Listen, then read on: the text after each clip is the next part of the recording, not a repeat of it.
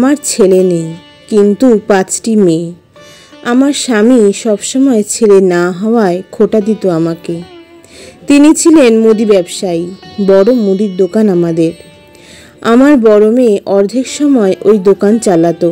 ওর খুব বেশি পড়াশোনা হয়নি, কিন্তু বাদবাকি 4জন মেয়েই আমার বিয়ে পাস। সংসারে কোনো অভাব নেই, শুধুমাত্র একটি ছেলের অভাব। আমি অতি ভদ্র ঘরের মেয়ে, কিন্তু আমি আমার স্বামীকে একটা ছেলে দিতে পারিনি বলে সবসময় আমাকে ছোট বড় কথা বলতো। একটা ছেলে জন্ম দিতে পারোনি যখন, তাহলে মুখ বন্ধ করে রাখবে। শিক্ষিত জগতে এসেও আমার স্বামী পুরনো জগতের কথা বলেন। মেয়েদের বিয়ের কথা বললেই অন্য কথায় চলে যান। কারণ উনি একটু কৃপণ, খরচার ভয়ে মেয়ের বিয়ের কথা তুলতো না। কিন্তু আমি তো মা, আমার সব দেখতে হবে। পেটে তো আমি ধরেছি, সব দায়ভার আমার। একদিন আমার এক বান্ধবীর সঙ্গে দেখা হলো।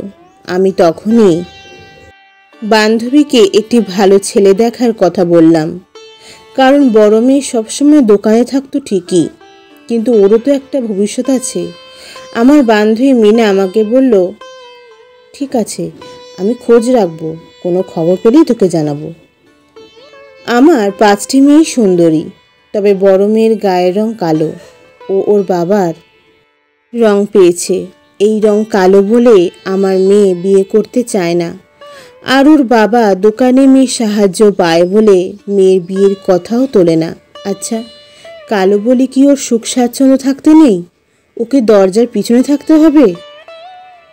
তারপর হঠাৎ একদিন আমার বান্ধবী মিনা আমাকে ফোন করলো। একটা ভালো ছেলের সন্ধান পেয়েছি রে মিতা, তুই তোর স্বামীর সঙ্গে একটু কথা বল। আমি আমার স্বামীকে বললাম, কিন্তু সে তো বলেই দিল যে বেশি কিছু দিতে পারবো না, কিছু না দিয়ে যদি বিয়ে করে তবে কথা বলতে পারো। আমি বললাম, আগে ছেলে আসুক, ঝুমুরকে পছন্দ করুক, তারপর তো দিনা পাও না। দিন 7 পর আমার বান্ধবী বলল, মিতা, ছেলের বাড়ি থেকে লোক যাবে সামনের বুধবার। আমি বললাম, ঠিক আছে। ওনারা ঝুমুরকে দেখতে এলো। মেয়ে দেখে পছন্দ হলো ঠিকই, কিন্তু ছেলের পিসি বলছিল, সবই তো ঠিক আছে, কিন্তু গায়ের রংটা খুবই কালো, এটাই একটা সমস্যা। ছেলে বলল, না, আমার গায়ের রঙে কোনো সমস্যা নেই, ওকে আমার এভাবেই পছন্দ হয়েছে। সেদিন ছেলের বাবা আসেননি, তবে এই সব কথা ঝুমুর শুনে ফেলেছিল। ওর মনে খুব কষ্ট হলো, নিজেকে খুব ছোট মনে করতে লাগলো। তারপর আমি ঝুমুরকে বললাম, কি রে মা, এখানে বিয়ে করবি তো? ঝুমুর চাপা গলায় বলল, মা, তোমরা যা করবে তাই হবে। বিয়ের দিন ঠিক হলো। ঝুমুরের গায়ে হলুদ হলো ধুমধাম করে। ওর বোনেদের খুব আনন্দ। দিদির বিয়ে, লগ্ন রাত 10টায়। আমি নিজে হাতে ঝুমুরকে সাজিয়ে দিলাম। ঝুমুর ওর নিজের ঘরে বসে আছে। তার কিছুক্ষণ পরেই বর আসলো। সারা বাড়ি তখন আলোয় ঝলমল করছে। বর মণ্ডপে বসার পর পুরোহিত বললেন, মেয়েকে নিয়ে আসুন। আমার আর 4 মেয়ে ঝুমুরকে ডাকবার জন্য যেই দরজা খুলেছে, অমনি ওরা সবাই চমকে গেল। ঘরে ঝুমুর নেই। চারদিক হইচই পড়ে গেল। কোণে নিখোঁজ। এদিকে লগ্নর সময় চলে আসছে। আমি ঝুমুর বাবাকে ধরে কাঁদতে লাগলাম। ছেলের পিসি বলে উঠল, কি অশান্তির সৃষ্টি হলো বলো তো? এ কোন সমস্যায় পড়লাম? হঠাৎ মেয়েটা গেল কোথায়? দাদা, আমি তোকে বারবার বললাম এই মেয়ের সাথে বিয়ে দিস না। এখন মান সম্মান সব শেষ হয়ে গেল, বোঝ এবার। তখন ছেলের বাবা বলল, উফ, তুই চুপ কর তো একটু। একেই মেয়েটাকে পাওয়া যাচ্ছে না, তার মধ্যে তুই। কেন, মেয়ে কি ননির পুতুল? দেখ, কারুর সাথে পালিয়েছে। জামাই পলাশ বলল, ওহ পিসি, চুপ করো তুমি, যা খুশি তাই বলছো, এবার একটু চুপ থাকো। ঝুমুর, তুমি কোথায় গেলে? হঠাৎ আমার মনে পড়ল ঝুমুর কোনো কষ্ট পেলে কাউকে বুঝতে দিত না। ও পাড়ার এক বুড়ো শিবের মন্দিরে বসে থাকতো। আমি দৌড়ে গেলাম সেখানে।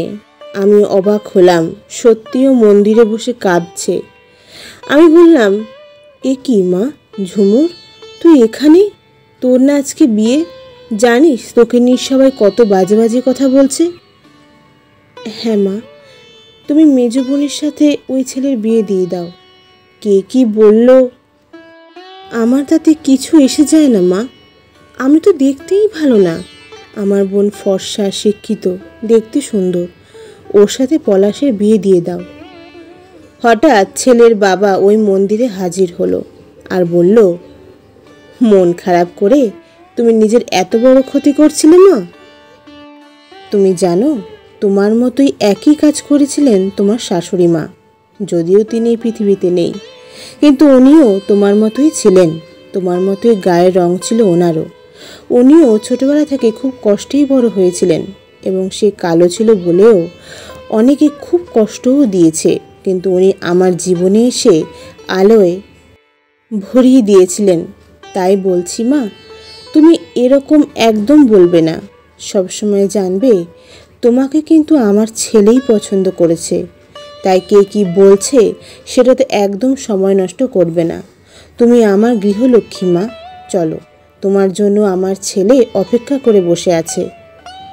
ঝুমুর তার শ্বশুরের কথা অমান্য করতে পারল না। শেষ পর্যন্ত পলাশের সাথে ঝুমুরের বিয়ে সম্পূর্ণ হলো এবং ঝুমুরের জীবনে আনন্দ ভরে উঠল।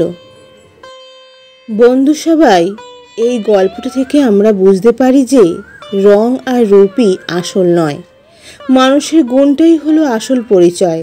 কিন্তু দুঃখের বিষয়, বাস্তবে কিছু মানুষ এই সুন্দর সত্যটিকে মানতে চায় না। ধন্যবাদ।